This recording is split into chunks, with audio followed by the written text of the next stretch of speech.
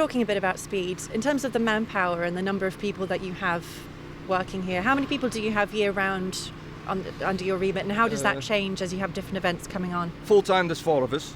So every day there's four guys in the building looking after the pitch. On an event day, we have a pool of 24 guys, and they come from golf courses, local schools, other football clubs, and we pull a number of them in. So if we've got a big turnaround like coming up, we'll probably have 20 guys on from Saturday into Sunday, and stay behind, and then same again on Sunday night, because we've got no matches coming up because of the building, it's got to look 100% like nobody's ever played on it.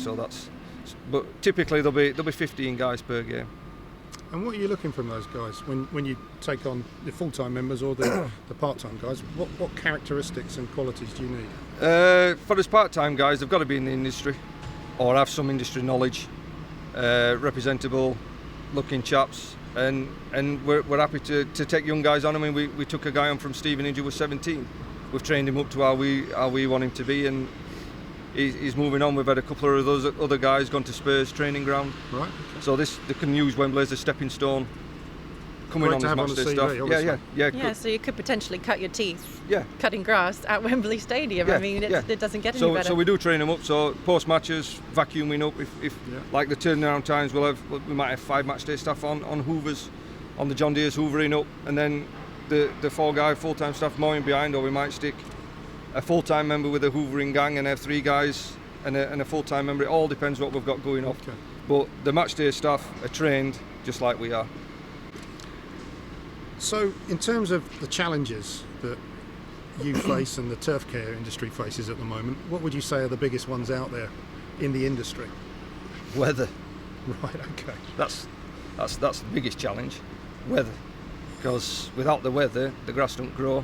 You're throwing water on it, and then that's another resource that's depleting. So I don't know. It's an album, but I'd say weather. That's our biggest challenge.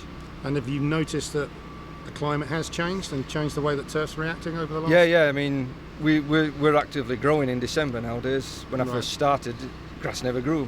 After November, that were it. You put your mowers away, and that were it. But we're still actively growing grass in December. It's everything's moving on. So if you remember, not this March gone, the March before, it was -8 in this building. Yeah. And when you're trying to prep, when you've got 3 or 4 events in a month, and you've got that kind of temperature, that's when you start. So what you're saying, that the seasons are kind of shifted a month. Yeah, seasons are moving on a month.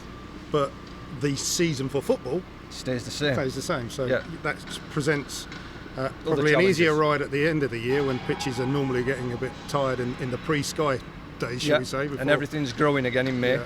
Whereas in the past it started waking up in March. Yeah. Whereas now it ain't. It's not. It's waking up in April. So then you've got to overcome that and make the grass grow artificially in March. So how are you doing that? We're using SGL lights. Yeah. We have sea grow tents as well.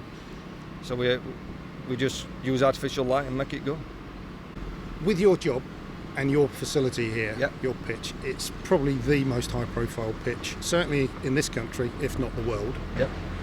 That comes with a certain amount of pressure, I'm sure, to have it looking good, which sometimes I guess may conflict with it being the best playing surface. I don't know. How much pressure are you under personally to make it look fantastic for sponsors and TV audiences? Every groundsman's under pressure. Just because it's Wembley Stadium doesn't mean that I'm under any more pressure than the guys in the Premier League or the Championship or the Football League. We all have the same pressures. Mine might be a bit more when we have England games or some high profile events, but the one thing I can say is it might not always look pretty, but it will always play. Okay, and to you that's the most important thing, is it? The playing surface? Playability. Aesthetics, everybody wants good aesthetics, yeah. But it's all about playability. You don't want no injuries coming off that pitch. So if you can get away with it not looking the best but playing well, then I'll take that one. And if England win, nobody's going to care anyway, are they? I can't comment on that. Well, at least you're an Englishman rather than a Scotsman, so you've probably got more. So I mean, yes, it's not always looking the best, but it does always play. Okay. Theres a lot of your contemporaries that put quite a bit back in. Yep. Some of the elite and what I would call the Hollywood groundsmen, the guys that got the high profile. Yeah. You play a part in that. You've obviously spoken and been part of panels at IAG conferences and such. How important do you find that as part of bringing through the next Wembley groundsman. I've just been discussing with Carl this morning. Carl was fortunate to go to an IOG event last week. Carl's your deputy, is it? Yeah, Carl's my deputy head groundsman. Yeah. So he got the opportunity to go to an IOG event last week, and he was saying the pull of Wembley is frightening. Yeah. So what we were saying is we maybe need to look at doing something. This is a week in the life of Wembley. Okay. This is what you could strive to, or maybe some other big clubs. Go to a college. This is what we do at Arsenal, Tottenham. Okay. And then they go, wow, that's something really to work to. Because you know as well as I do, kids come out of college nowadays and they want to earn 100 grand. Yeah. Just like that, and it doesn't work. You have to work your way up. I started on 30 quid a week. You know what I mean? Going back to a YTS, you just do not walk out into a massive job. You've got to train and put yourself at forefront and grow the ladder. And so all those years later, you must have at least doubled that, I would hope. Well, you know, I hope so, yeah. So it's I mean, I'd love to give something back because the up and coming kids, they're the future. Tony, through the years, you personally and your team here at Wembley have won a few awards. What are the ones and the achievements that have made you the proudest? Winning the Team of the Year for the IOG when the pitch had 235 hours of pitch use. It was a tough season and the pitch came through, and it was a nice achievement for me and lads to get that award. And the other one is where we've just gone now is we totally renovated the pitch on the 26th of November, and we grew it through all the winter to a Pro Leisure 5-star for the Capital 1 game on the 1st of March. So that's a huge achievement. And also in May we scored top marks on the Pro pitch system again for Cup final. We got 100 out of 100. And I believe we're the only team to do that twice. Okay. When we did it back in 2011 for Champions League final. So, have there been many teams that have got 100 out of 100 full stop? Or? I think we're the only team to do it on the pro pitch system. Brilliant. Okay. You get 5 stars, but to get top marks, I think there's only this building done it twice now. Okay. So you're living up to your reputation with that one. That's great. Try. And I think it's important they hear that as well. Yeah. That there's a progression and a path. Yeah. But it takes a bit of work to get where you are. You've not just been lucky. You didn't just happen to know the right guy.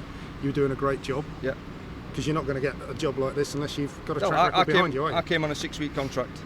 I impressed the management. They offered me a full-time job. And that's what it's about. Hard work. Hard work. Dedication. That's what gets you places. Brilliant. Wonderful. Well, it wouldn't be a Turf Business TV episode unless we asked you our favourite question. At home, who looks after the grass and what do they use? I look after the grass myself. I actually have a 4-year-old son who tells me when it wants cutting. And he usually is out there helping me. I've got a John Deere R32 with a rear roller on the back, so quite a nice mower.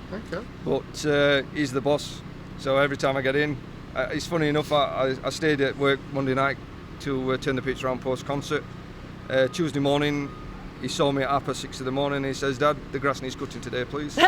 So just can't get the staff. No. So the Sorcerer's Apprentice is ready to follow in your shoes. That's it. Okay. Tony, thank you very much for your time. It's been a great interview. No problem.